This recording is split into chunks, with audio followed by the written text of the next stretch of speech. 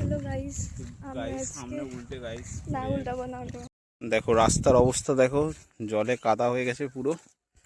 আর আমরা দুজন এখন বেরিয়েছি প্লেসটা সিলেক্ট করার জন্য। দেখো সকাল সকাল বৃষ্টি হয়ে পুরো কাদা হয়ে গেছে, আর আকাশের অবস্থাও খুব একটা ভালো নেই।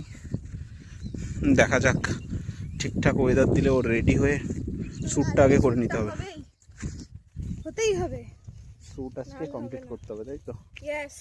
দেখা যাক। আমাদের এদিকে এখন পাট রয়েছে আর ধান। পাপড়ি এখন ওর সব মালপত্র এই যে বের করেছে, আর এদিকে এই যে রেডি হচ্ছে। এগুলো কি রে, এত কিছু? দেখি তাকা এদিকে, কি করছিস? তো পাপড়ি টাটকা ফুলের কুড়ি দিয়ে গয়না বানিয়েছে, দেখাই। বাহ, খুব সুন্দর লাগছে তো। সাদা ফুলের সব কুড়ি। আমরা চলে এসেছি আমাদের লোকেশানে, বটতলা। পাপড়িও রেডি, এবারে শুরু করা যাক। এইদিকে মন্দির। হ্যালো গাইস, আমরা উল্টে গাইস, না উল্টাবো না।